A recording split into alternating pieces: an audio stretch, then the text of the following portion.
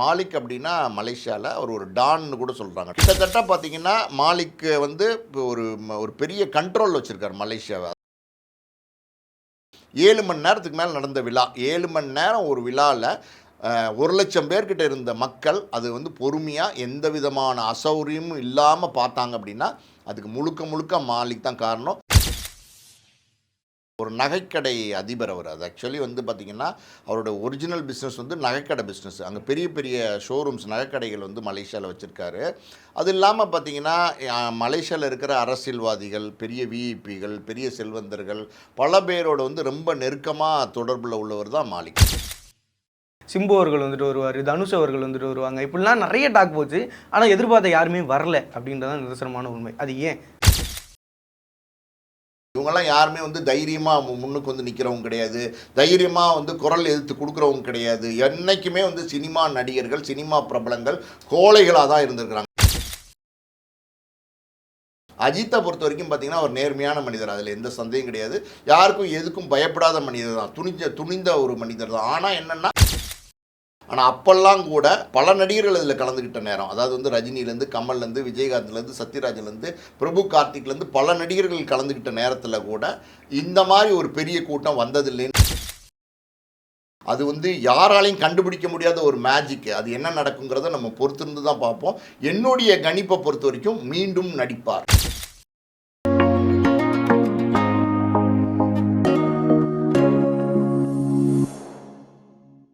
GeM cinemas நேயர்கள் அனைவருக்கும் வணக்கம். இன்றைக்கி வந்து பார்த்தீங்கன்னா சோஷியல் மீடியா ஃபுல்லாக வந்து மிகப்பெரிய ஒரு டாக் வந்துட்டு போகிறது என்ன அப்படின்னு சொல்லி பார்த்தீங்கன்னா, ஜனநாயகன் இந்த படத்தோட வந்து ஆடியோ லான்ச் வந்து நடந்தது. இது சம்மந்தமாக நிறைய விஷயங்கள் வந்து நடந்தது. அது சம்பந்தமாக நிறைய சர்ச்சைகள் போச்சு, நிறைய விமர்சனங்கள் போச்சு. ஸோ இதை பற்றிலாம் வந்து நம்மள்ட்ட விரிவாக பேசுறதுக்காக வந்திருக்காங்க சினிமா விமர்சகர், ஆஸ்கர் மூவிஸ் தயாரிப்பாளர் திரு பாலாஜி பிரபு சார் அவர்கள். சார் வணக்கம். வணக்கம். எப்படி இருக்கீங்க? நல்லா இருக்கேன் சார். ரொம்ப நாளுக்கு அப்புறம் வந்து உங்களை பார்த்ததுல எனக்கு சந்தோஷம். அண்ட் வந்து ஃபஸ்ட்டு எடுத்தோன்னே தத்தோ மாலிக் அப்படின்னு சொல்லிட்டு ஒரு நேம் சார். அவர் வந்து மலேசியாவில் இவ்வளோ பேர் இந்த க்ரௌடை வந்து எப்படி இவங்க வந்து கொண்டு வந்தாங்க, எப்படி இவ்வளோ வந்து அப்படின்றது விஜய் சாரே வந்து அந்த இடத்துல வந்து கேட்டிருந்தாங்க.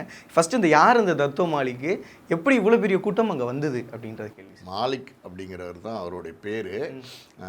பொதுவாக பார்த்திங்கன்னா இந்த மலேசியாவில் உள்ளவங்க இந்த தத்தோ அப்படிங்கிற பேரை வந்து சேர்த்துப்பாங்க. தத்தோ மாலிக் அப்படின்னா மலேசியாவில் ரொம்ப பிரபலம். இப்போ வந்து பார்த்திங்கன்னா மாலிக் வந்து இன்றைக்கி சினிமாவுக்கு புதுசு கிடையாது, பல வருடங்களாக வந்து படங்கள் வாங்கிட்டு தான் இருக்கார். பெரிய பெரியோட ஸ்டார்ஸ் படங்கள்லாம் அவர் தான் வாங்குவார். இப்போ சமீபத்தில் வந்த கூலி படம் கூட பார்த்திங்கன்னா மாலிக் தான் வாங்கியிருந்தார்.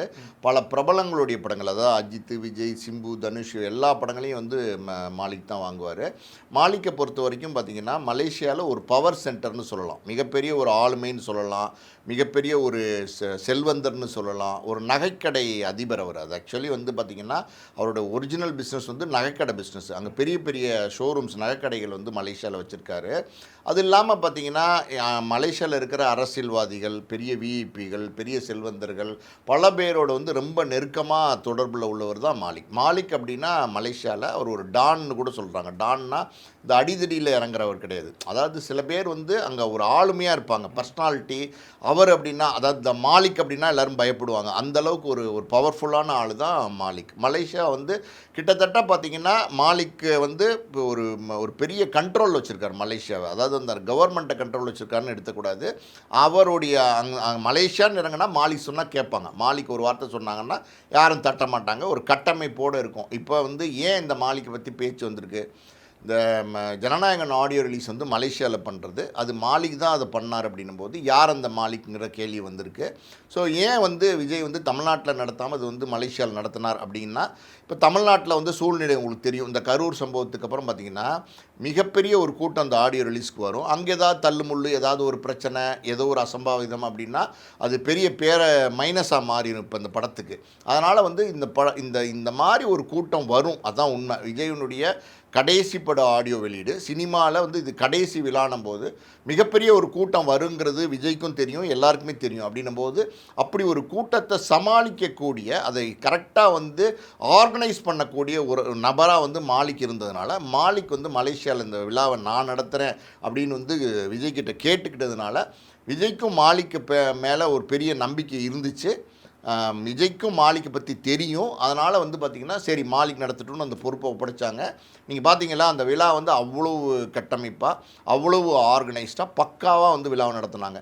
வாட்டர் பாட்டில்லேருந்து அதாவது வந்து அவங்களுக்கு தேவையான உணவுப் பொருள்லேருந்து அதுக்கப்புறம் பார்த்திங்கன்னா திடீர்னு மழை பெஞ்சோன்னே ரெயின் கோட் கொடுக்குறதுலேருந்து எல்லா விஷயத்தையுமே மழை பெஞ்சு திடீர்னு இயற்கையாக ஏதாவது ஆச்சுன்னா கூட ரெயின் கோட்லாம் கொடுத்தாங்க. அந்த மாதிரியெல்லாம் ஒரு ஆர்கனைஸ்டாக பண்ணாங்க. அது இல்லாமல் வந்த கூட்டம் அவங்க வந்து கலைஞ்சு போகும்போது பார்த்திங்கன்னா ஒரு தள்ளுமுள்ளு பொதுவாக இருக்கும். அதெல்லாம் எதுவுமே இல்லாமல் இவங்க வந்து இந்த பக்கம் போகணும், இந்த கார் இங்கே நிறுத்திட்டு இப்படி வந்தாங்கன்னா இப்படி தான் போகணும், எல்லாத்தையுமே பக்கா திட்டமிடலோடு நடத்தினார் மாலிக்கு. இந்த விழாவே வந்து மாலிக் தான் நடத்தி கொடுத்தாருன்னு சொல்லணும். அந்த அளவுக்கு வந்து ஒரு சிறப்பாக அந்த விழாவை நடந்துச்சு.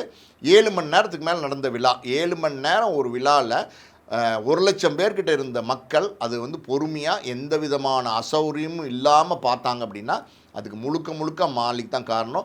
விஜய் மாலிக் மேலே ஒரு நம்பிக்கை வச்சு அந்த விழாவை அவர்கிட்ட கொடுத்தாரு. அந்த நம்பிக்கையை மாலிக் காப்பாற்றிட்டார். கண்டிப்பாக சார். அதே நேரத்தில் உள்ளே வந்து இன்னொரு விமர்சனம் வந்து இருந்துச்சு. என்னென்னா வினோத் அவர்கள் வந்து ஒரு விஷயம் வந்து சொல்லியிருந்தார். இந்த படம் வந்து ரிலீஸ் ஆகுது, ஆனால் வந்து நிறைய பேர் வந்து உள்ளே புந்து அடிச்சிடலாம்னு சொல்லி நினைக்கிறாங்க, ஆனால் இது வந்து தளபதி படம் அப்படின்ற மாதிரி வந்து சொல்லியிருந்தார். ஆனால் விஜய் அவர்கள் அது சம்மந்தமாக எதுவுமே பெருசாக பேசவே இல்லை. பட் ஆனால் இவர் அதுக்கான ரிப்ளை வந்து கொடுத்துருந்தாரு. ஸோ அதை பற்றி என்ன நினைக்கிறீங்க? விஜய்க்கு இனிமேல் விளம்பரம் தேவையா என்ன? விஜய்க்கு எந்த விளம்பரமும் தேவையில்லை. விஜய் அப்படின்னாலே எல்லாருக்கும் தெரியும். விஜய்க்கு வந்த கூட்டத்தை பார்த்தீங்கல்ல மலேசியாவில், தமிழ்நாட்டில் தான் இவ்வளோ கூட்டம் சேருதுன்னா மலேசியாவில் வெளிநாட்டில் கூட இவ்வளோ கூட்டம் வந்திருக்கு. அங்கே இருக்கிற தமிழர்கள் வந்து இவ்வளோ தூரம் வந்து விஜயை கொண்டாடி இருக்கிறாங்க. இதுக்கு முன்னாடி பார்த்தீங்கன்னா பல ஸ்டார் நைட்ஸ் எல்லாம் வந்து மலேசியாவில் நடந்திருக்கு. ஆனால் அப்பெல்லாம் கூட பல நடிகர்கள் இதில் கலந்துக்கிட்ட நேரம், அதாவது வந்து ரஜினிலேருந்து கமல்லேருந்து விஜயகாந்த்லேருந்து சத்யராஜ்லேருந்து பிரபு கார்த்திக்லேருந்து பல நடிகர்கள் கலந்துக்கிட்ட நேரத்தில் கூட இந்த மாதிரி ஒரு பெரிய கூட்டம் வந்ததில்லைன்னு சொல்கிறாங்க. மலேசியா புக்ஸ் ஆஃப் ரெக்கார்ட்ஸில் வந்து இந்த வந்து கூட்டம் வந்து இடம்பெற்றிருக்குன்னு சொல்கிறாங்க. அந்த அளவுக்கு வந்து பார்த்திங்கன்னா மிகப்பெரிய ஒரு மக்கள் வெள்ளம் வந்து அங்கே இருந்துச்சு. ஸோ விஜய்க்கு பப்ளிசிட்டியே தேவையில்லை. விஜய் வந்து இன்றைக்கி வந்து அரசியல் சினிமா தாண்டி அரசியலுக்கு வந்துட்டார். ஆனால் இந்த படம் அப்படின்னும் போது அந்த படத்தினுடைய இயக்குனர் அந்த படத்தை பற்றி சொல்லியிருக்காரு. அவர் வந்து அந்த படத்தினுடைய இயக்குனர் ஹெச் வினோத்தை பொறுத்த வரைக்கும் பார்த்தீங்கன்னா ரொம்ப பேச மாட்டார். பொதுவாகவே தெரியும் ஹெச் வினோத் எங்கேயுமே பெருசாக பேசி நம்ம பார்த்ததில்லை. ஆனால் அட்லிலாம் பார்த்தீங்கன்னா எந்த மேடை கிடைச்சாலும் அவர் நினச்சதெல்லாம் பேசுவார். லோகேஷும் பார்த்தீங்கன்னா பெருசாக பேச மாட்டார். நெல்சன் வந்து ஓரளவுக்கு பேசுவார். ஸோ இதெல்லாம் அப்படின்னா ஒவ்வொருத்தவங்களுடைய இயல்பு. ஹெச் வினோத் இன்றைக்கி வந்து ஒரு நட்சத்திர இயக்குனர் நம்ம சொல்லலாம். இதுக்கு முன்னாடி அஜித்தை வச்சு 3 படங்கள் வெற்றி படங்கள் கொடுத்துருக்கிறாரு. அதே மாதிரி வந்து விஜய் என்ற ஒரு சூப்பர் ஸ்டார் வந்து இந்த கடைசி படத்தை வந்து இயக்கியிருக்கிறாரு. அந்த நம்பிக்கையை விஜய் வந்து ஹெச் வினோத் மேலே வச்சு அந்த படத்தை கொடுத்துருக்காரு. மொத்தத்தில் ஹெச் வினோத் இது ரீமேக் படம் தான். இது பகவந்த் கேசரி அப்படின்ற பாலையாவோட படம் தான். ஆனால் வந்து முழுக்க அந்த ரீமேக் படங்கிற தெரியாத மாதிரி இது ஒரு முழு விஜய் படமாக எடுத்திருக்காரு. ஒரு மசாலா, அப்புறம் பார்த்திங்கன்னா விஜயினுடைய பாட்டு, டான்ஸு, ஃபன்ஸ் டைலாக் எல்லாத்தையும் மிக்ஸ் பண்ணி மேக்ஸிமம் என்டர்டெயின்மெண்ட், அதாவது மக்கள் இந்த படத்தை பார்த்தா சந்தோஷமாக என்ஜாய் பண்ணுற மாதிரி படத்தை எடுத்திருக்காரு. ஸோ அவருடைய படத்தை அவர் வந்து அந்த மேடையில் ப்ரொமோட் பண்ணுறார். அப்படி தான் நம்ம பார்க்கணும். இது பராசக்தி வந்து வரதுனால இப்போ என்ன ஆகிப்போச்சுன்னா ஜனநாயகன் பராசக்தி யாருக்கு போட்டி, யார் ஜெயிப்பா, கலெக்ஷன் விஜய் வந்து நினச்ச மாதிரி எடுப்பாரா அப்படி இப்படின்னு சோஷியல் மீடியாவில் வந்து பலவிதமான செய்திகள் வந்துக்கிட்டே இருந்தால் கூட ஹெச் வினோத்தை பொறுத்த வரைக்கும் அந்த படத்தினுடைய இயக்குனர் அவர் நேர்மையாக அவரோட படத்தை பற்றி பேசியிருக்காரு. அந்த படம் நல்லாயிருக்கும் அப்படிங்கிறத சொல்லியிருக்காரு. அது தவிர்த்து நம்ம அதில் வந்து அரசியல் கொண்டு வரதுக்கு தேவையில்லைன்னு நான் நினைக்கிறேன். கண்டிப்பாக சார். அதே நேரத்தில் வந்து எல்லாருக்கும் இருந்த ஒரு பெரிய வந்து கேள்வி, ஒரு நார்மல் ஆடியன்ஸுக்கு இருந்த பெரிய கேள்வி என்னென்னா, இதுக்கு ஏன் நிறைய பெரிய ஸ்டார்ஸ் யாரும் வரல அப்படின்ற ஒரு கேள்வி வச்சு. அதே மாதிரி நிறைய இப்போ வந்து ஒரு பெரிய ஸ்டாரு ஒரு பெரிய கெரியரில் இருந்திருக்காரு, கெரியரை ட்ராப் பண்ணுறார் அப்படின்றப்ப நிறைய கூட நடித்த நடிகர்கள் வந்திருக்கணுமே. அட்லீஸ்ட் ஒரு பெரிய நடிகர்கள் நிறைய டாக் போச்சு. அஜித் அவர்கள் வந்துட்டு வருவார்னு சொல்லியிருந்தாங்க, சிம்பு அவர்கள் வந்துட்டு வருவார், தனுஷ் அவர்கள் வந்துட்டு வருவாங்க, இப்படிலாம் நிறைய டாக் போச்சு. ஆனால் எதிர்பார்த்த யாருமே வரல அப்படின்றதான் நிதர்சனமான உண்மை. அது ஏன் அப்படின்னு, நடிகர் விஜயா மட்டும் இருந்திருந்தா நிச்சயமாக இவங்கெல்லாம் இந்த விழாக்கு வந்திருப்பாங்க. அரசியல்வாதி விஜயா மாறினதுக்கப்புறம் பார்த்தீங்கன்னா இன்றைக்கி வந்து ஆளுங்கட்சியை வந்து விஜய் எதிர்த்து அவருடைய குரலை வந்து கொடுத்துட்ருக்காரு. அப்படி இருக்கும்போது இந்த சினிமா நடிகர்கள் அப்படின்னு எடுத்துக்கிட்டிங்கன்னா எந்த காலத்துலேயுமே வந்து தங்களுக்கு பாதகம் வர மாதிரியான விஷயங்களை செஞ்சுக்க மாட்டாங்க. இப்போ நீங்கள் சொல்கிறீங்க தனுஷ் வருவார், சிம்பு வருவார், அப்புறம் சூர்யா வருவார், இன்னும் விஜய் சேதுபதி வருவார், இன்னும் யார் யார் இருக்காங்களோ எத்தனை பேர் வருவாருன்னு நம்ம பேசிக்கலாம். ஆனால் பார்த்திங்கன்னா இவங்கெல்லாம் வந்து எப்படின்னா ஏதாவது பிரச்சனை வந்துருமோ நமக்கு அப்படின்னு எப்போவுமே ஒதுங்கி நிற்கிறவங்க தான். இவங்கெல்லாம் யாருமே வந்து தைரியமாக முன்னுக்கு வந்து நிற்க நிற்கிறவங்க கிடையாது, தைரியமாக வந்து குரல் எதிர்த்து கொடுக்குறவங்க கிடையாது. என்றைக்குமே வந்து சினிமா நடிகர்கள், சினிமா பிரபலங்கள் கோழைகளாக தான் இருந்திருக்கிறாங்க. எந்த காலத்துலேயும் ஒரு ஒரு இப்படி வீர மகனாக இருந்து வந்து குரல் கொடுத்ததே கிடையாது. நீங்கள் ஒன்றுமே இல்லை, இதுக்கு ஒரு உதாரணம் சொல்கிறேன். தக் லைஃப் பிரச்சனை இருக்குது பார்த்தீங்களா, அந்த ஆடியோ வெளியீட்டில் கமல் சொன்னார். என்ன சொன்னார்? தமிழ்லேருந்து வந்தது கன்னட மொழின்னாரு. அந்த நேரத்தில் கமலுக்கு யாராவது சினிமா பிரபலங்கள் நின்னாங்களா? நடிகர் சங்கம் கூட பார்த்தீங்கன்னா ஒரு வாரம் 10 நாள் யோசித்து கொடுப்போமா வேண்டாமான்னு யோசித்து ஒரு அறிக்கை வந்து கொடுத்துருந்தாங்க. மற்றபடி பார்த்தீங்கன்னா எந்த சினிமா பிரபலமாவது கமலுக்கு குரல் கொடுத்துருந்தாங்களா? சில அரசியல் தலைவர்கள் கொடுத்துருந்தாங்க. ஆனால் சினிமா பிரபலங்கள் யாராவது கொடுத்துருந்தாங்களா? யாருமே கொடுக்கல. அது காரணம் என்னென்னா, கமல் மாதிரி மூத்த நடிகர்களுக்கே ஒரு பிரச்சனைன்னா யாரும் குரல் கொடுக்க தயங்குவாங்க நம்ம சினிமா துறையை பொறுத்த வரைக்கும். அதுவும் தமிழ் சினிமாவில் ரொம்ப ரொம்ப மோசம். நம்மளுடைய பிஸ்னஸ்ஸு, நம்மளுடைய மார்க்கெட்டு இதை மட்டுமே பார்த்து சுயநலமாக நடந்துக்கக்கூடியவங்க தான். இந்த இவங்களுக்கு வந்து எப்படின்னா, ஒருத்தருக்கு மேலே ஒரு அன்பு காட்டணும், ஒரு கிராட்டிடியூட் காட்டணும், உண்மையாக இருக்கணும், நேர்மையாக இருக்கணும், இதெல்லாம் கிடையாது. நம்ம இன்றைக்கி பணம் சம்பாதிக்கணும், நம்ம இன்றைக்கி மார்க்கெட்டில் இருக்கணும், நம்ம இன்றைக்கி வந்து நல்ல பேரும்புகளோடு இருக்கணும். அதுக்கு ஆபத்து வந்துடுற மாதிரி எந்த செயலையும் நம்ம செஞ்சிடக்கூடாது. இதே நேரத்தில் நீங்கள் கன்னடத்துக்கு எதிர்ப்பாக நடந்துக்கிட்டு இருக்க போராட்டத்தில் நீங்கள் நல்லா கவனிச்சிங்கன்னா, சிவராஜ்குமார் வந்து கமலுக்கு வந்து சப்போர்ட் பண்ணி வந்து குரல் கொடுத்துருப்பாரு. ஆனால் ஒரு தமிழ் நடிகன் கூட கமலுக்கு குரல் கொடுக்கவில்லை. அப்படின்னும்போது இந்த மாதிரி வந்து இந்த விழாக்கு போனால் நம்ம மேலே அரசியல் சாயம் பூசிடுவாங்க, இந்த ஆளுங்கட்சிக்கு எதிர்ப்பான ஆள் நினச்சிருவாங்க, அப்படி இப்படின்னு யாருமே வரமாட்டாங்க, தவிர்த்துருவாங்கன்னு எனக்கு முன்னாடியே தெரியும். இதெல்லாம் நடக்கவே நடக்காது. அஜித்தை பொறுத்த வரைக்கும் பார்த்தீங்கன்னா ஒரு நேர்மையான மனிதர், அதில் எந்த சந்தேகம் கிடையாது. யாருக்கும் எதுக்கும் பயப்படாத மனிதர் தான், துணிந்த ஒரு மனிதர் தான். ஆனால் என்னென்னா, அவருடைய பர்சனல் கேரக்டர் யார்கிட்டையும் வந்து தலையிடுறதில்ல, யார் வம்பு தும்புக்கும் போகிறதில்ல, எந்த விழாக்களுக்கும் போகிறதில்ல, அவருடைய ப்ரொமோஷனுக்கே போக மாட்டார். இப்போ இது வந்து ஜனநாயகன் ஆடியோ ரிலீஸுங்கிறது ஒரு ப்ரொமோஷன் தான். அப்படி இருக்கும்போது விஜயோடைய ப்ரொமோஷனுக்கு அஜித் வருவாரா அப்படின்லாம் நிறைய சோஷியல் மீடியாவில் பேசிட்டு இருந்தாங்க. அபத்தமான பேச்சாக தான் நான் பார்க்குறேன். அப்படிலாம் அஜித் வரவே மாட்டார். அஜித் அவர் வழியில் போயிட்டுருக்காரு, அதாவது என் வழி தனி வழின்னு அவர் போயிட்டுருக்காரு. அதனால் இந்த விழாக்கு இவங்கெல்லாம் வராததுக்கு இதுதான் காரணம். கண்டிப்பாக சார். அதே நேரத்தில் வந்து இன்னொரு கேள்வியும் வந்துட்டு இருக்கு. இப்போ வந்து ஜனநாயகன் வர்சஸ் பராசக்தி அப்படின்னு சொல்லிட்டு வந்துருச்சு. நிறைய கிளாஸஸ் போகுது, சென்சார் போர்டில் வந்து அப்ரோச் பண்ணலை, இன்னும் வந்து அதுக்கான டேட்ஸ் வந்து தள்ளி வைக்கிறதாலாம் வந்து நிறைய சொல்கிறாங்க. ஆனால் தேட்டர்ஸாக யாருக்கு மெஜாரிட்டி இருக்குது? ஜனநாயகனுக்கு மெஜாரிட்டியாக இருக்கா, இல்லை பராசக்தி, ரெட் ஜெயண்ட் அப்படின்றது வராங்க. ஸோ வந்து இவங்களுக்கு மெஜாரிட்டி இருக்கா அப்படின்றது கேள்வி சார். இப்போ இங்கே வந்து தம்பி ரொம்ப முக்கியமாக பார்க்க வேண்டியது என்னென்னா, விஜயினுடைய கடைசி படம் ஜனநாயகன் 9ஆம் தேதி ரிலீஸ் பண்ணி ஒரு 2 வாரம் பொங்கல் ஹாலிடேஸை மொத்தமாகவே வந்து அவங்க வந்து கலெக்ட் பண்ணி எடுக்கணும்னு பார்த்தாங்க. மேக்ஸிமம் கலெக்ஷன் பண்ணணும்னு நினச்சாங்க. இது விஜயோட கடைசி படம்னால அது ரெக்கார்ட் பிரேக்கிங் கலெக்ஷன் பண்ணணும். இது வரைக்கும் விஜய் பண்ண படம் பண்ண கலெக்ஷனை தாண்டி ஒரு கலெக்ஷன் பண்ணணும் அப்படின்னு நினச்சாங்க. ஆனால் அது நடக்க முடியாத சூழ்நிலை இங்கே உருவாயிடுச்சு. 14ஆம் தேதி ஆல்ரெடி வரதா முன்னாடி இருந்தபடி பார்த்தீங்கன்னா கூட ஒரு 5 நாள் வந்து 1000 தேட்டரில் வந்து ஜனநாயகன் ஓடும். அப்போ கூட ஒரு பெரிய கலெக்ஷன் வரும். ஆனால் இப்போ 9, 10 போது அடுத்தடுத்த நாள் வரும்போது ஒரே ஒரு நாள் தான் 1000 தேட்டரில் ரிலீஸ் ஆகும் ஜனநாயகன். அடுத்த நாள்லேருந்து பார்த்தீங்கன்னா இது ஒரு 500 ஸ்க்ரீன், அது ஒரு 500 ஸ்க்ரீன் தான் ரிலீஸ் ஆகும். ஏன்னா வந்து பார்த்தீங்கன்னா இதில் வந்து அரசியல் வந்துருச்சு. இப்போ விஜய் வந்து சினிமா நடிகராக இருந்தால் இந்த பிரச்சனை வந்திருக்காது. விஜய் வந்து அரசியல் தலைவராக மாறினதுனால அங்கேயும் வந்து அவர் எதிர்க்கிறது வந்து இன்றைக்கி ஆளுங்கட்சி டிஎம்கேவை எதிர்க்கிறது. அவர் ஒரு எதிர்ப்பு காட்டும் போது பதிலுக்கு அவங்க ஒரு எதிர்ப்பை காட்ட தானே செய்வாங்க. அதாவது நேரடியான எதிர்ப்பு காட்டாட்ட கூட மறைமுகமான எதிர்ப்பு வந்து அவங்க காட்ட தொடங்கிட்டாங்க. அப்படிதான், அதுதான் உண்மை. அதனால தான் அவங்க பராசக்தியை வந்து அடுத்த நாளே 10ஆம் தேதியே ரிலீஸ் பண்ணுறாங்க. ஸோ அப்படி இருக்கும்போது பாதி 1000 தேட்டரில் முதல் நாள் ரிலீஸ் ஆகிற ஜனநாயகன் அடுத்த நாள்லேருந்து பாதியாக மாறிடும். 500 தேட்டராக மாறிடும், இல்லை 550 450 தேட்டராக மாறிடும். அப்படி இருக்கும்போது அவங்க நினச்ச கலெக்ஷனை அடைய முடியாது. தேட்டர் அப்படின்னும் போது ஒரு நாள் மட்டும்தான் 1000 ஸ்க்ரீன்ஸ் கொடுக்க முடியும். அதுதான் சாத்தியக்கூறு. ஏன்னா இருக்கிறது 1200 ஸ்க்ரீன்ஸ் தான் இருக்குது. 1200 ஸ்க்ரீன்ஸில் வந்து ரிலீஸ் பண்ணுறதுக்கு தகுதியாக ஒரு 1100 ஸ்க்ரீன்ஸ் தான் இருக்குது. அப்படி இருக்கும்போது அடுத்த நாள்லேருந்து பாதி தேட்டராக ஷிஃப்ட் ஆகும்போது தேட்ரு அடுத்த நாள்லேருந்து ஷிஃப்ட் ஆகிற தேட்டர்ஸ் வந்து விஜய்க்கு ஜாஸ்தி கிடைக்குமா, இல்லை வந்து பராசக்திக்கு ஜாஸ்தி கிடைக்குமா அப்படின்னா, விஜய்க்கும் என்ன கிடைக்குதோ அது பராசக்திக்கும் கிடைக்கும். பராசக்திக்கு கொடுக்கப்படுற ஸ்க்ரீன்ஸில் ஒரு 50 ஸ்க்ரீன்ஸ் வேணால் ஜனநாயகனுக்கு ஜாஸ்தி இருக்கலாமே தவிர நேரடி போட்டி, நெருக்கமான போட்டி, நிச்சயமாக பலமான போட்டி இருக்கும். அவர் பேசினார்ல, ஒரு பலமான எதிரியோடு தான் போட்டி போடணும், அந்த பலமான எதிரியோட போட்டி போட்டால் தான் நீங்கள் பலசாலிங்கிறத நிரூபிக்க முடியும்னு பேசினார்ல. வரவும் போகிறவன்ட்டெல்லாம் சண்டை போட முடியாதுன்னு சொன்னார்ல. அப்போ அந்த பலமான போட்டி வந்து இங்கேருந்தே ஆரம்பிக்குது. இது எப்படின்னா சினிமாலேருந்தே அவங்களுடைய போட்டி ஆரம்பிக்குது. ஜனவரி, ஏப்ரல், மேல எலெக்ஷனு. ஸோ இது தொடர்ந்து நடக்கும். இனிமேல் நடக்க போகிறதெல்லாம் பார்த்தீங்கன்னா அடுத்து விறுவிறுப்பாக இருக்கும். கண்டிப்பாக சார். அதே நேரத்தில் எல்லா ஜென்ரல் ஆடியன்ஸும் கேட்குற ஒரு கேள்வி என்ன அப்படின்னா, நம்மள்ட்ட வந்து அந்த கமெண்ட்ஸ்லேயே நான் ஒரு சிலர் படிக்க முடியாது. என்னன்னா சிவகார்த்திகேயன் இதுக்குள்ளே மாட்டிக்கிட்டாரோ அப்படின்னு சொல்கிறாங்க. ஆனால் சிவகார்த்திகேயன் பர்மிஷன் இல்லாமல் இந்த டேட்டில் வந்து ஃபிக்ஸ் பண்ணியிருக்க மாட்டாங்க. அதாவது அடுத்த டேட்டு ரிலீஸோட அடுத்த டேட்டு வந்து ஃபிக்ஸ் பண்ணியிருக்க மாட்டாங்க. இது சம்மந்தமாக ஏன் சிவகார்த்திகேயன் எதுவும் பேசலை, இது சம்மந்தமாக எதுவுமே பேசலையே, இதை வந்து கம்ப்ளீட்டாக தவிர்க்கிறாரா அப்படின்றதும் அந்த துப்பாக்கி கொடுத்த மொமெண்ட்டையும் ரியலைஸ் பண்ணி ஒன்று வந்து ஒத்து பார்க்குறாங்க. ஸோ அதை பற்றி நீங்கள் என்ன நினைக்கிறீங்க? துப்பாக்கி கொடுத்த மூமெண்ட் எல்லாம் விட்டுருங்க. துப்பாக்கியே ஒரு படத்தில் ஒரு காட்சிக்கு சிவகார்த்திகேயன் விஜய் கொடுத்தாரு. அதை தவிர விஜய் சிவகார்த்திகேயனுக்கு என்ன செஞ்சார் அப்படின்னா எதுவுமே செய்யலைங்கிறது தான் உண்மை. விஜய் வந்து ஒரு வளர்ந்த நடிகர், சிவகார்த்தி வந்து ஒரு வளர்ந்து விட்ட நடிகர். வளர்ந்துட்டார். இன்னைக்கு அவர் ஒரு பெரிய நடிகராக வந்துட்டார். நான் ஒரு சின்ன கம்பாரிசன் சொல்கிறேன். இப்போ ரஜினி வந்து ஒரு பெரிய ஸ்டாராக இருக்கும்போது தான் விஜய் வந்து சினிமாக்குள்ளே என்ட்ரி கொடுக்குறாரு. இன்னைக்கு வந்து ரஜினி விஜய் காம்படிஷன் இருக்கும்போது அதை வந்து நம்ம ரசிக்கிறது தானே செய்கிறோம். ரஜினி வந்து இன்னைக்கு ஒரு மூத்த நடிகர், 75 வயசு. ரஜினி சினிமாவுக்கு வந்து 50 வருஷம் ஆச்சு.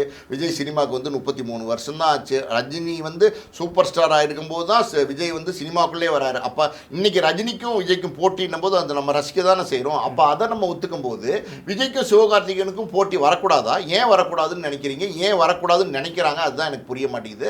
இதில் சிவகார்த்திகேயனுக்கு வந்து எந்த விதமான எப்படி சொல்றது, அவருக்கு சம்பந்தம் இல்லை. இது தயாரிப்பு நிறுவனம் வந்து இன்னைக்கு ஆளுங்கட்சி டிஎம்கேவோடைய நெருங்கிய உறவினர்கள் இல்லை நண்பர்கள்னு சொல்லலாம். அப்படி இருக்கும்போது சிவகார்த்திகேயன் வந்து என்னோட படத்தை வந்து நீங்கள் இந்த நேரத்தில் ரிலீஸ் பண்ணாதீங்கன்னு சொன்னால் அந்த தயாரிப்பு நிறுவனம் கேட்டுருவாங்களா? கேட்க மாட்டாங்க. நிச்சயமாக கேட்க மாட்டாங்க. இதான் அவங்க எடுக்கிற முடிவு. இன்னும் சொல்லப்போனால் ஒரு தயாரிப்பு நிறுவனம் அந்த படத்தை தயாரிக்கிறது, அந்த நடிகனை வச்சு தயாரிக்கிறாங்க, சம்பளம் கொடுக்குறாங்க. சம்பளம் வாங்கி படத்தில் நடித்து முடித்து டப்பிங்கெல்லாம் பேசினதுக்கப்புறம் அந்த படத்துக்கும் அந்த நடிகருக்கும் வணிக தொடர்பு எதுவுமே கிடையாது. அப்படி இருக்கும்போது சிவகார்த்திகேயன் போய் இந்த படத்தை இந்த தேதியில் வெளியிடாதீங்கன்னு சொல்லவே முடியாது. அதுக்கான வாய்ப்பே இல்லை. அப்படி சொன்னாலும் அந்த தயாரிப்பு நிறுவனம் அதை ஏற்றுக்கணுங்கிற அவசியம் இல்லை. நீங்கள் சிவகார்த்திகேயன் வந்து இது எதாவது பேசுகிறாரா அப்படின்னு மட்டும் கேட்குறீங்க. விஜய் வந்து ஏதாவது பேசுகிறாரா அப்படிங்கிற விவாதங்களும் நிறைய வருது. விஜயும் பேச மாட்டார். ஏன் பேசணும்? இப்போ இந்த ஆடியோ ரிலீஸ் வந்து சிவகார்த்திகேயனை அட்டாக் பண்ணுவாரெல்லாம் சொன்னாங்க. இந்த வரவும் போகிறவங்கலாம் எதிரி கிடையாதுன்னு சொன்னதெல்லாம் சிவகார்த்திகேயனை பற்றி தான் சொன்னார்னு சொன்னாங்க. அப்படி கிடையாது.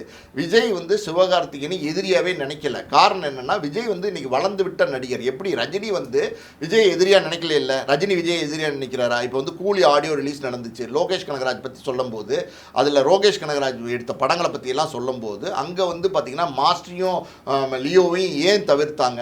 ஏன் வந்து அதை மட்டும் எடுத்தாங்க? லோகேஷ் கனகராஜ் 60 படம் டைரக்ட் பண்ணியிருக்காரா, இல்லை 20 படம் டைரக்ட் பண்ணியிருக்காரா? வெறும் 6 படம் டைரக்ட் பண்ணியிருக்காரு. அந்த 6 படத்தை சொல்ல முடியாது அந்த மேடையில். அந்த இயக்குனரை பற்றி சொல்லும் போது அந்த 2 படத்தை தவிர்த்துட்டு சொல்கிறாங்கன்னா அங்கேயும் அரசியல் இருக்குது. ரஜினி விரும்பலை, ரஜினி விஜய் விரும்பலை. அதனால தான் வந்து ரஜினி வந்து தவிர்க்கிறார். ஏன்னா வந்து விஜய் வந்து ரஜினிக்கு போட்டின்னு நினைக்கிறாங்க. அப்போ ரஜினி என்ன நினைக்கிறாருன்னா எனக்கு நீ போட்டியா அப்படின்னு ரஜினி நினைக்கிறாரு. அதனால் அதை தவிர்த்துட்டு கடந்து போகிறாங்க. அந்த 2 படம் மட்டும் சொல்லலைங்கிறது தானே உண்மை.